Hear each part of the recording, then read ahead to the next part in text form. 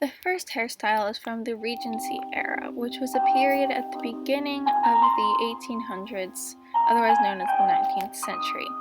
This time period is actually the time period Caroline Abbott, the American Girl doll, is from. Fun annoying fact, the Regency is actually when women's clothing got rid of pockets. The Regency silhouette was very form-fitting and narrow, and the skirts didn't have room for pockets, unlike the previous century where women's clothing had very large pockets which could be hidden in the very structured large skirts. Women's hairstyles, both formal wear and everyday wear, were built around a simple formula of a top knot or a bun, and their face would be framed by pin curls. The first step is to separate out 2 strands of hair, one on each side of the doll's face.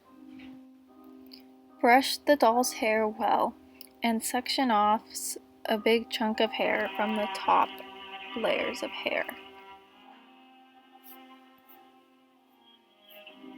Put this section of hair into a bun and pin in place on top of the doll's head. Split the remaining hair into 2 parts and take one part and bring it over the second part and wrap it around the doll's head.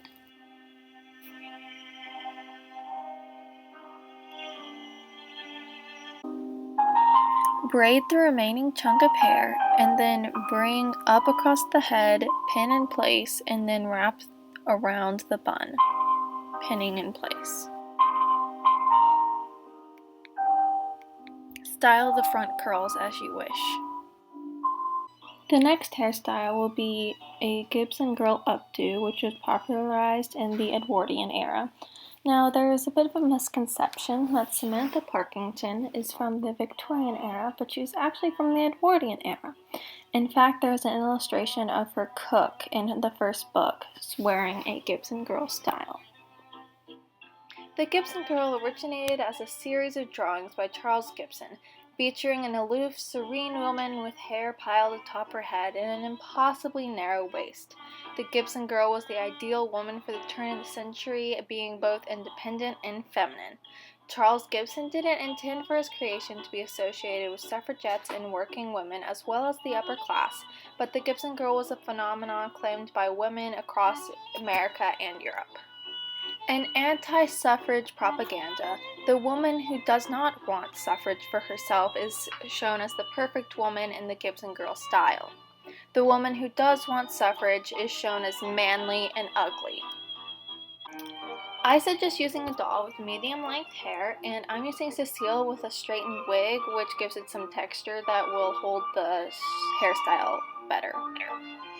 Spritz the front section of hair and section off 2 sections of hair in front of the face and separate it from the rest of the hair. Wrap the hair around your finger and roll the hair up towards the crown of her head.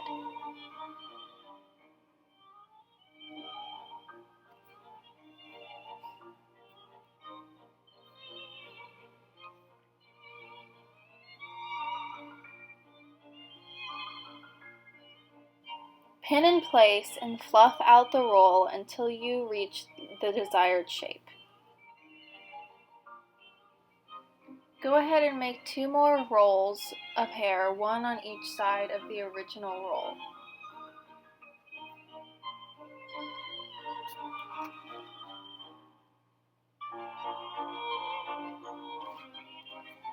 Pin in place and then smush the 2 rolls of hair together and pin those together.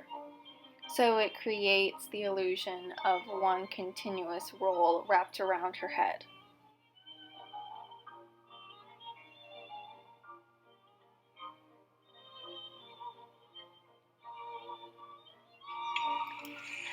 A traditional Gibson Girl hairstyle will continue the rolls around the entire head with a small bun on top. However, doll's hair can be thinner, so I am going to just do this half crescent roll and then put a bun with the rest of the hair on the crown of her head.